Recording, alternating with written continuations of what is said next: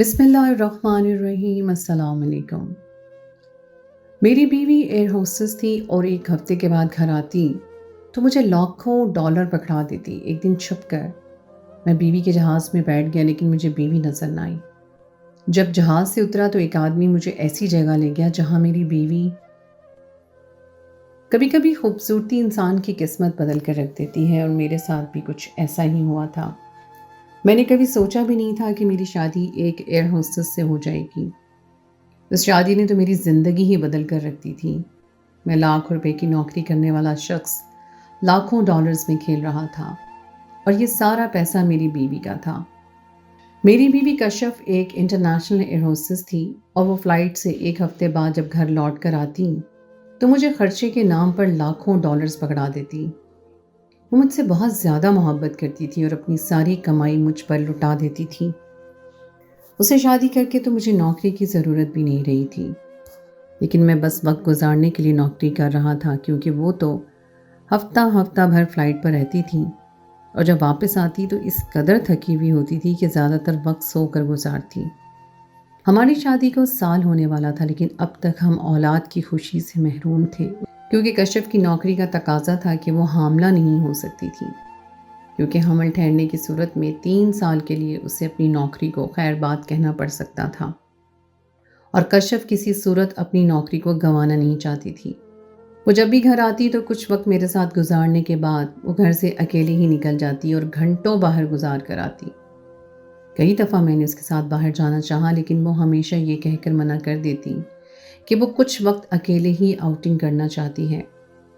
اس کی یہ بات مجھے بہت عجیب لگتی تھی۔ وہ جتنا وقت میرے ساتھ گزارتی اس سے کہیں زیادہ وقت وہ اکیلے باہر گزارتی، اور جب وہ واپس آتی تو بہت زیادہ تھکی ہوئی ہوتی۔ ایسا لگتا کہ وہ سکون کے لیے نہیں بلکہ محنت کے لیے باہر گئی تھی۔ اس کا ملنا بہت ہی کم لوگوں سے تھا۔ اس نے ایک دفعہ بھی میرے گھر والوں سے ملنے کی بات نہیں کی تھی۔ شاید یہ سب اس کے پیسے کا کمال تھا۔ اس سے شادی کر کے ہی مجھے اس بات کا احساس ہوا تھا کہ ایئر ہوسٹس کی نوکری میں بہت پیسہ ہے۔ وہ مہینے کے نہیں بلکہ ہفتے کے لاکھوں ڈالرز کما رہی تھی، اسی لیے وہ کسی بھی صورت نوکری چھوڑنے کے بارے میں سوچنا بھی نہیں چاہتی تھی۔ آہستہ آہستہ مجھے بھی اس کے پیسے کی عادت ہو گئی تھی۔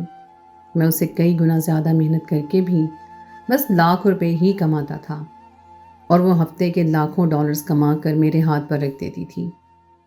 میں اپنی بیوی کے ساتھ بہت خوش تھا، کیونکہ کشف سے یہ میری محبت کی شادی تھی، لیکن پھر کچھ ایسا ہوا کہ سب کچھ ہی تلپٹ ہو گیا۔ میری کمپنی اتفاقاً مجھے اسی فلائٹ سے شکاگو بھیج رہی تھی جس فلائٹ میں میری بیوی تھی۔ میں نے جان بوجھ کر اسے یہ بات نہیں بتائی، کیونکہ اس دن اس کی سالگرہ بھی تھی اور میں اسے فلائٹ میں ہی سرپرائز دینا چاہتا تھا۔ میں نے بہت زیادہ تیاری کی تھی۔ اس کے لیے ایک ہیرے کی انگوٹھی بھی خریدی تھی۔ میں چاہتا تھا کہ کسی فلم کی طرح سارے مسافروں کے سامنے اس سے اپنی محبت کا اظہار کروں۔ اسی کی وجہ سے تو میں یہ شاہانہ زندگی جی رہا تھا، جس کا تصور بھی کبھی میرے لیے ممکن نہیں تھا۔ لیکن حیرت کی بات یہ تھی کہ مجھے ساری فلائٹ میں میری بیوی کہیں نظر نہیں آئی۔ میرا سارا منصوبہ دھرا کا دھرا رہ گیا۔ میں نے سوچا کہ شاید کشف کسی وجہ سے یہ فلائٹ نہیں لے سکی ہے، کیونکہ فلائٹ ٹیک آف کر گئی تھی اور اب تک میں نے اسے نہیں دیکھا تھا۔ اس لیے میں نے ایک دوسری ہوسٹس سے اس کے بارے میں پوچھا۔ میری بیوی کا نام سن کر وہ چونک گئی اور مجھے انتظار کا کہہ کر چلی گئی۔ کچھ ہی دیر میں یونیفارم میں ملبوس ایک آدمی میرے پاس آیا اور کہنے لگا کہ میں آپ کو آپ کی بیوی کے پاس لے کر چلتا ہوں۔ اس کی بات سن کر میں کچھ پریشان ہو گیا اور کشف کی خیریت کی دعا مانگنے لگا۔ پچھلے کچھ دنوں سے کشف کی طبیعت کچھ ٹھیک نہیں تھی، پتہ نہیں کیوں، لیکن وہ مجھے کچھ پریشان اور عجیب سی لگ رہی تھی۔ رات کو اٹھتی تو کمرے سے باہر نکل جاتی، گھنٹوں لیپ ٹاپ پر گزارتی، مجھے بھی بہت ہی کم وقت دینے لگی تھی۔ جب یہی بات میں نے اسے پوچھی تو وہ ٹال گئی، کہنے لگی کہ مستقل فلائٹس کی وجہ سے وہ بہت زیادہ تھک گئی ہے اور کچھ ہی دنوں میں چھٹی لے کر آرام کرنے کا سوچ رہی ہے، اور آج اچانک اس طرح اس کا فلائٹ میں نہ ہونا مجھے پریشان کر گیا تھا۔ میں اپنی سوچوں میں گم اس آدمی کے پیچھے چلا جا رہا تھا۔ وہ مجھے ایئرپورٹ کے اندر ہی ایک ایسی جگہ لے گیا جہاں اپنی بیوی کو دیکھ کر میرے ہوش اڑ گئے، اور ایک ایسا بھیانک سچ میرے سامنے آیا جسے جان کر آپ کے رونگٹے کھڑے ہو جائیں گے۔ میرا نام جمال ہے اور میں ایک ملٹی نیشنل کمپنی میں پرسنل اسسٹنٹ کے طور پر کام کرتا ہوں۔ یہ آج سے کوئی 10 مہینے پہلے کی بات ہے جب ایک دن مجھے بتایا گیا کہ کمپنی کی طرف سے مجھے ایک ضروری میٹنگ اٹینڈ کرنے کے لیے اپنے باس کے ساتھ امریکہ کے شہر شکاگو جانا ہے۔ یہ سن کر میری آنکھیں حیرت سے پھیل گئیں۔ میں تو کبھی اپنے شہر سے دوسرے شہر بھی نہیں گیا تھا۔ امریکہ جانا تو کسی خواب کی طرح تھا۔ مجھے اس کمپنی میں ملازمت کرتے ہوئے کافی سال گزر گئے تھے، اس لیے میرے باس پر مجھے بہت زیادہ اعتماد تھا۔ اس لیے میرے باس مجھ پر بہت زیادہ اعتماد کرتے تھے اور مجھے اپنے ساتھ لے کر جانا چاہتے تھے۔ جب سے مجھے یہ بات پتہ چلی تھی میری نیند اڑ گئی تھی، اور پھر اتفاق ایسا ہوا کہ باس کو مجھ سے پہلے ہی امریکہ کے لیے روانہ ہونا پڑا۔ باس کے جانے کے بعد مجھے یہ سوچ کر ہیبت ہونے لگی کہ میں اکیلے جہاز کا سفر کیسے طے کروں گا۔ اور پھر وہ دن بھی آ گیا جب مجھے امریکہ کے لیے روانہ ہونا تھا۔ میرے گھر والے ایسے خوش تھے جیسے میں چاند پر جا رہا ہوں۔ میری ماں نے تو خاندان والوں اور پاس پڑوس تک کو اطلاع دے دی تھی اور سب لوگ مجھ سے ملنے کے لیے چلے آئے۔ ہم مڈل کلاس فیملی سے تعلق رکھنے والے لوگ چھوٹی چھوٹی باتوں پر ایسے خوش ہوتے ہیں جیسے پتہ ہی نہیں کیا ہو گیا ہو۔ اس وقت میرے گھر والوں کا حال بھی کچھ ایسا ہی تھا۔ خیر، سب گھر والے مل کر سب کی فرمائشوں کی لسٹ تھام کر ہم ایئرپورٹ پہنچ گئے۔ یہ میری زندگی کا ہوائی جہاز کا پہلا سفر تھا۔ سارا خرچہ کمپنی خود اٹھا رہی تھی۔ اس سے پہلے تو میں نے کبھی ایئرپورٹ پر قدم نہیں رکھا تھا۔ ہم جیسے لوگوں کے لیے ہوائی جہاز میں بیٹھنا بھی ایک خواب ہوتا ہے۔ میں نے بہت ہی مختصر سا سامان لیا تھا، ورنہ میری اماں نے تو نہ جانے کیا کچھ باندھ دیا تھا۔ ایئرپورٹ کے اندر داخل ہونے کے بعد میں دوسروں لوگوں کی طرح دیکھا دیکھی قطاروں میں چلتا چلا گیا۔ نہ مجھے سامان کی چیکنگ کا علم تھا، نہ ہی ایئرپورٹ کے اندر کس طرح کارروائی ہوتی ہے اس کے بارے میں کچھ معلوم تھا۔ بس میری انگریزی اچھی تھی اور یہی ایک پلس پوائنٹ تھا۔ دوسرے مسافروں کے پیچھے پیچھے چل کر میں ہوائی جہاز کی سیٹ تک پہنچ گیا تھا۔ یہ ایئر بلو کا ایک بڑا جہاز تھا جہاں ہمیں خوش آمدید کرنے کے لیے ایئر ہوسٹس موجود تھیں۔ میرا دل تو خوشی سے تیز تیز دھڑک رہا تھا اور ایک عجیب سی گھبراہٹ طاری تھی۔ میں نے سن رکھا تھا کہ جب جہاز اوپر کی طرف جاتا ہے تو کچھ عجیب سا محسوس ہوتا ہے۔ میں شاید اپنے خاندان میں وہ پہلا شخص تھا جو ہوائی جہاز کا سفر کرنے جا رہا تھا۔ میری اس حالت کا اندازہ وہی لوگ لگا سکتے ہیں جو خود بھی زندگی میں پہلی دفعہ ہوائی جہاز میں بیٹھتے ہیں۔ جہاز کے اندر ایک خوبصورت سی ایئر ہوسٹس سامنے آ کر کھڑی ہوئی اور سب کو فلائٹ سے پہلے کی طرح احتیاطی تدابیر کے بارے میں بتانے لگی، لیکن میری نظر تو اس کے چہرے پر سے ہٹ ہی نہیں رہی تھی۔ وہ سیفٹی بیلٹ سے متعلق ہدایات جاری کر رہی تھی اور میں اس کے چہرے کے اتار چڑھاؤ دیکھ رہا تھا۔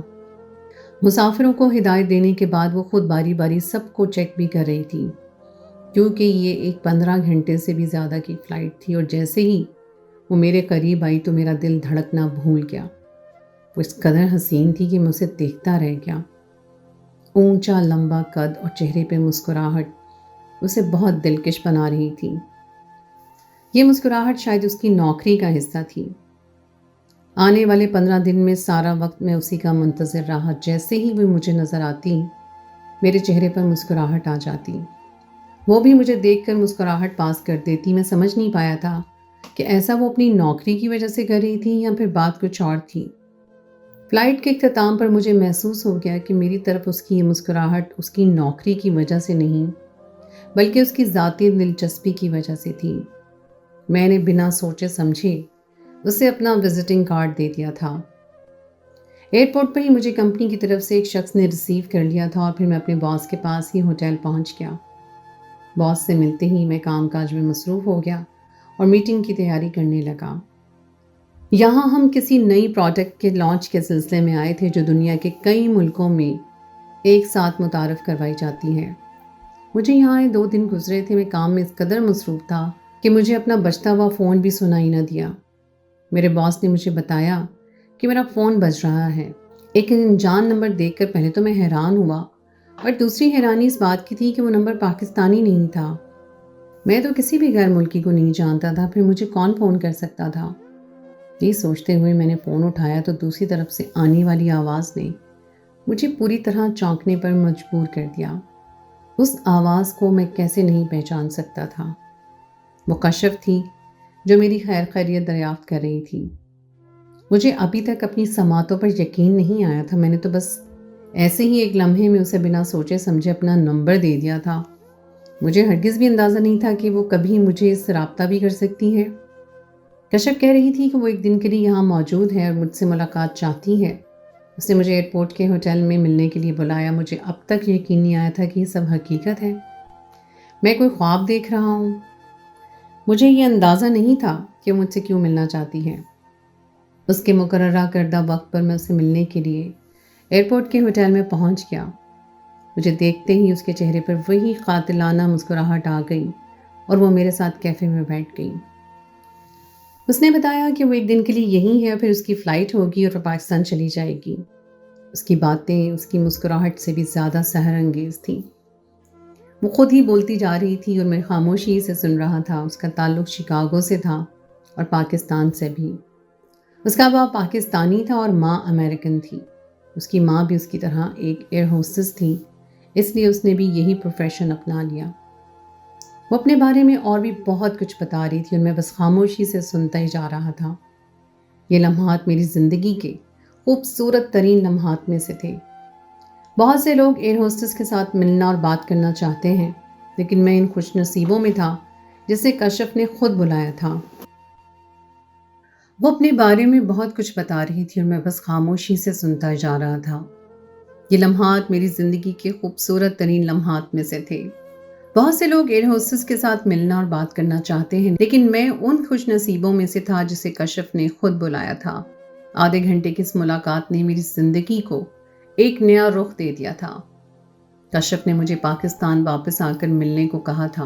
मैं बहुत खूबसूरत और पढ़ा लिखा था। वो मुझसे मुतासिर हो गई थी और मैं उसके साथ खूबसूरत मुस्तकबिल के सपने देखने लगा था। कश्यप वापस चली गई थी और मैं मीटिंग की तैयारियों में मसरूफ़ हो गया था। हमारी ये मीटिंग और नए प्रोडक्ट की लॉन्च बहुत ही कामयाब रही थी। कश्यप की मेरी ज़िंदगी में आमद मेरे लिए बहुत अच्छी साबित हुई थी।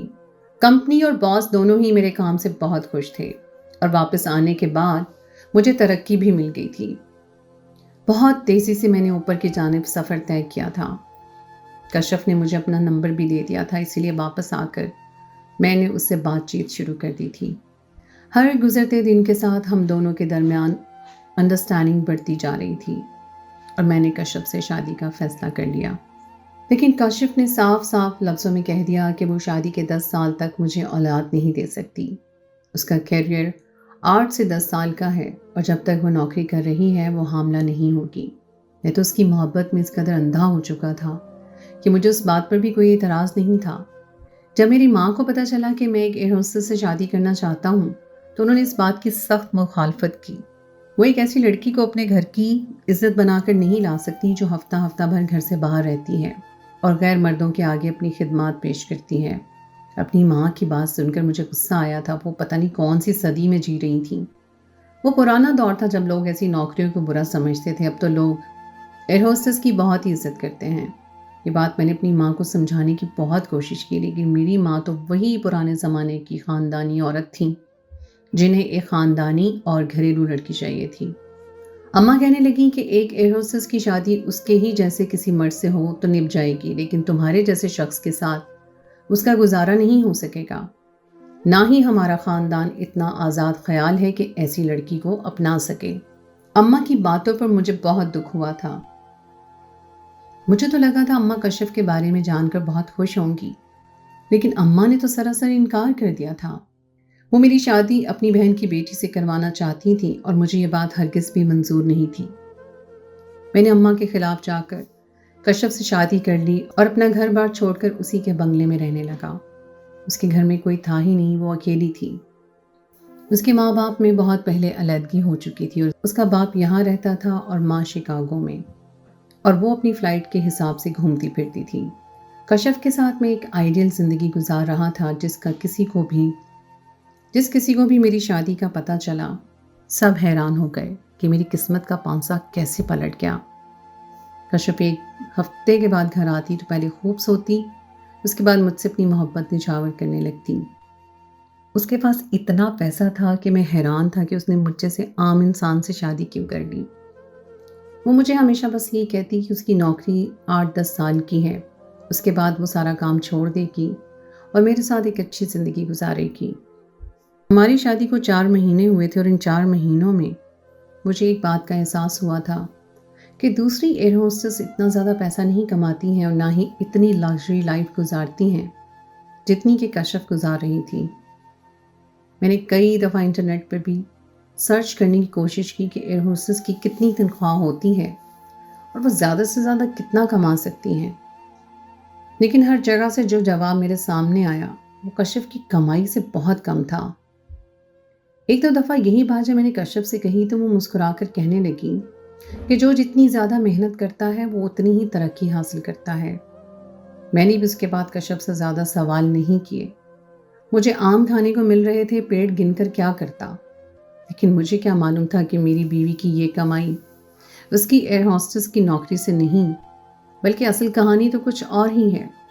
جیسے جیسے ہماری شادی کو مہینے گزر رہے تھے میں کشف کے اندر کچھ الگ قسم کی تبدیلیاں دیکھ رہا تھا۔ وہ مجھ سے زیادہ وقت اپنے موبائل فون اور لیپ ٹاپ کو دینے لگی تھی، اکیلے ہی سارا وقت بہت گزارتی، میرے سامنے کبھی کسی دوسری ایئر ہوسٹس کا ذکر بھی نہ کرتی، ایسا لگتا جیسے اس کی کسی سے کوئی دوستی نہ ہو۔ کبھی کبھار تو وہ اپنی فلائٹ کے بعد بھی گھر واپس نہ آتی اور پتہ نہیں باقی دن کہاں گزارتی۔ میں کبھی سے اس کی نوکری کے حوالے سے کوئی بات کرتا تو وہ اتنی آسانی سے بات بدل جاتی کہ مجھے پتہ بھی نہ چلتا۔ وہ ایک نوکری پیشہ عورت تھی اور باتوں میں اس سے جیتنا آسان نہیں تھا۔ دن بدن ہماری دولت میں اضافہ ہو رہا تھا، لیکن میں ایک عجیب سی بے چینی محسوس کر رہا تھا۔ مجھے کسی پل چین نہیں آتا تھا، ایسا لگتا تھا کہ کہیں نہ کہیں کچھ غلط ہے۔ مجھے لگا شاید یہ سب اس لیے ہے کیونکہ میری ماں مجھ سے خوش نہیں تھی اور میں بھی بہت دنوں سے اپنی ماں سے ملنے نہیں گیا تھا۔ میں جانتا تھا کہ وہ کبھی کشف کو نہیں اپنائیں گی کیونکہ میرے ابا ایک مولوی تھے اور انہوں نے ہمیشہ ہی عورت کے پردے اور حق حلال کی کمائی پر زور دیا تھا۔ بچپن سے ہی ہمیں کم کمانے لیکن حلال کمانے کا درس دیا گیا تھا۔ ابا بچوں کو سپارہ پڑھاتے، اس لیے ان کی آمدنی بہت کم تھی، لیکن اماں نے اسی آمدنی میں نہ صرف ہم سب کو پالا تھا بلکہ تعلیم بھی دلوائی تھی، اور شاید اسی لیے آج ہم سب بہن بھائی اچھے مقام پر کھڑے تھے۔ اگر میں اماں کو بتاتا کہ میری بیوی اس طرح لاکھوں ڈالر کما کر میرے ہاتھ میں رکھتی ہے تو اماں کبھی خوش نہ ہوتی، کیونکہ اماں کے نزدیک پیسوں کی کوئی حیثیت نہیں تھی۔ اماں نے ہمیشہ ایمانداری سے اور اپنی محنت سے کمانے کا سبق پڑھایا تھا۔ میں اور میری بیوی محنت سے کما تو رہے تھے، لیکن اماں کے نزدیک اس کی نوکری ٹھیک نہیں تھی۔ مہینے ایسے ہی گزرتے چلے گئے اور پورے 10 دن بعد جب میری بیوی کی سالگرہ آئی تو میں نے اسے فلائٹ میں سرپرائز دینے کی خاطر پورا پلان بنا لیا اور اسے بتائے بغیر چپکے سے اس کی فلائٹ میں سوار ہو گیا۔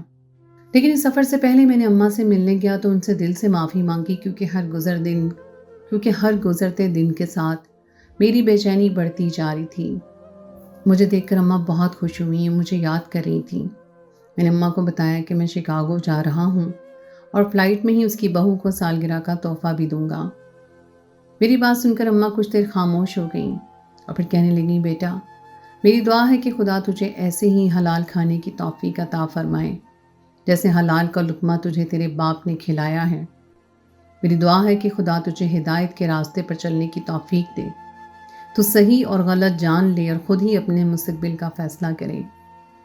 اماں کی بات سن کر میں خاموش ہو گیا تھا۔ میں جانتا تھا کہ ان کا اشارہ کشف کی طرف ہے۔ اماں سے مل کر میں فلائٹ میں سوار ہوا۔ کشف تو مجھے نہ ملی، لیکن جب مجھے کشف کے پاس پہنچایا گیا تو میرے قدموں تلے سے زمین نکل گئی۔ میری ماں کی دعا قبول ہو گئی تھی۔ وہ ایک ایسا سچ میرے سامنے نکل آیا جسے جان کر میری جان نکل گئی۔ میری بیوی کشف ایک ایئر ہوسٹس تھی، لیکن ساتھ ہی وہ ایک غلط کام بھی کر رہی تھی۔ میری بیوی ایک گرین کارڈ ہولڈر تھی اور چونکہ اس کی ماں شکاگو سے تھی اس لیے اس کا بچپن وہیں گزرا تھا اور اس کی کافی ساری دوستیں بھی وہیں موجود تھیں۔ کشف پاکستان کے چھوٹے علاقوں سے انٹرنیٹ کے ذریعے امیر اور معصوم لڑکوں کا انتخاب کرتی، اپنی شکاگو والی دوستوں کے ساتھ ان لڑکوں کی دوستی کرواتی اور پھر جب دوستی حد سے زیادہ آگے بڑھ جاتی تو انہیں شادی کی پیشکش کرتی۔ وہ لڑکے گرین کارڈ ہولڈر لڑکیوں سے شادی کے لیے دیوانے ہوتے اور بنا کچھ سوچے سمجھے کشف کے ذریعے شکاگو پہنچ جاتے۔ کشف اور اس کی دوستیں وہاں ان لڑکوں سے لاکھوں ڈالر وصول کرتی، انہیں شادی کے نام پر مہینہ بھر بیوقوف بناتی اور پھر شادی کے نام پر واپس پاکستان روانہ کر دیتی۔ وہ لڑکیاں محبت اور امریکن نیشنلٹی حاصل کرنے کے لیے اس قدر اندھے ہو جاتے کہ کشیپ اور اس کے دوستوں کی خوبصورتی سے متاثر ہو کر اپنا سب کچھ لٹانے پر تیار ہو جاتے۔ کشیپ آج تک نہ جانے کتنے لڑکوں کو بری طرح لوٹ چکی تھی۔ وہ اپنی خوبصورتی اور نوکری کا غلط استعمال کر رہی تھی۔ اپنی نوکری کی وجہ سے اس کے بڑے بڑے لوگوں سے تعلقات بن گئے تھے اور انہی تعلقات کا فائدہ اٹھا کر وہ ان لڑکوں کو آسانی سے شکاگو کا ویزا دلوا دیا کرتی تھی۔ وہ اکیلی نہیں تھی بلکہ اس کے ساتھ کچھ اور لوگ بھی شامل تھے، جن میں سے اکثر شکاگو میں اور کچھ پاکستان میں تھے۔ کشیپ اور اس کی دوستوں کے خلاف کسی نے کمپلین کی تھی اور سائبر کرائم میں ہونے والی کمپلین بھی اس کے خلاف تھی۔ کافی دنوں سے ان کے خلاف کارروائی کی جا رہی تھی اور اسے اس بات کی بھنک پڑ چکی تھی، اسی لیے وہ بہت پریشان تھی۔ دراصل اس نے ایک چھوٹی سی غلطی کر دی تھی اور کسی بااثر شخص کے بیٹے کو اسی طرح بلا کر لوٹا تھا۔ کوئی عام انسان ہوتا تو اپنا سب کچھ لٹا کر روتے ہوئے واپس آ جاتا، لیکن اس شخص نے تو کشیپ کے خلاف باقاعدہ محاذ کھڑا کر دیا تھا اور اسی لیے کشیپ آج ایئرپورٹ پر پولیس کی گرفت میں تھی۔ کشیپ سے انکوائری کی جا رہی تھی اور آج تک اس نے کتنے لڑکوں کو اس طرح شکاگو میں بلا کر لوٹا تھا۔ کشیپ کی تنخواہ بہت اچھی تھی لیکن ہفتے کے لاکھوں ڈالرز نہیں تھی۔ اسے کم سے کم وقت میں زیادہ پیسے کمانے کی ہوس تھی اور اسی لیے وہ اس طرح کے غلط کاموں میں ملوث تھی۔ اسے مجھ سے سچ میں محبت تھی، اس لیے اس نے مجھ سے شادی کر لی تھی، ورنہ شاید میں بھی اس کا شکار ہوتا اور اپنا سب کچھ گنوا بیٹھتا۔ میرے اندر کی بے چینی دراصل حرام کمائی کی وجہ سے تھی، کیونکہ میں دوسروں سے لوٹے ہوئے پیسے پر عیاشی کر رہا تھا۔ زندگی بھر حلال کا لقمہ کھایا تھا، اسی لیے حرام کا لقمہ ہضم کرنا مشکل ہو گیا تھا۔ کشیپ کو پولیس والے گرفتار کر کے لے گئے تھے اور میں تنہا واپس لوٹ آیا تھا۔ میں نہیں جانتا تھا کہ اس پر کون سی دفعہ لگے گی اور وہ کتنا عرصہ شکاگو پولیس کے پاس رہے گی۔ اس کا گناہ چھوٹا ہے یا بڑا، میرے نزدیک وہ گناہ گار تھی۔ میری ماں کی دعائیں ہمیشہ قبول ہوتی تھیں اور اس دفعہ بھی ان کی دعا قبول ہو گئی تھی۔ میری آپ سب سے گزارش ہے کہ انٹرنیٹ پر ہونے والی دوستی کی وجہ سے کبھی کسی پر اندھا اعتماد نہ کریں۔ یہ دنیا اعتبار کے قابل نہیں، اگر اچھے لوگ ہیں تو برے لوگ بھی موجود ہیں۔ کشیپ جیسی لڑکیاں بھی موجود ہیں۔ میں نے کشیپ سے مکمل طور پر علیحدگی اختیار کر لی تھی کیونکہ میں اس کے ساتھ مزید اپنی زندگی نہیں گزارنا چاہتا تھا۔ آپ ہی بتائیے، کیا میرا فیصلہ ٹھیک تھا؟ کیا آپ کو بھی لگتا ہے کہ حلال کے لقمے میں اتنی طاقت ہوتی ہے کہ وہ حرام کے لقمے کا فرق بتا دیتا ہے؟ کامنٹ میں اپنی رائے کا اظہار ضرور کیجیے گا۔ تو دوستو، یہ تھی میری آج کی کہانی۔ امید ہے آپ کو آج کی کہانی پسند آئی ہوگی۔ کہانی اچھی لگے تو اس کو لائک ضرور کیجیے، اپنے دوستوں کے ساتھ شیئر کیجیے، اور اگر آپ نے ابھی تک میرے چینل کو سبسکرائب نہیں کیا تو اس کو فوراً سبسکرائب کر لیجیے۔ ساتھ ہی لگے بیل کے بٹن کو بھی پریس کر دیں تاکہ آپ کو میری آئندہ آنے والی کہانی کا نوٹیفیکیشن بر وقت مل سکے۔ اگلی کہانی تک کے لیے مجھے دیجیے اجازت۔ خدائے پیمان۔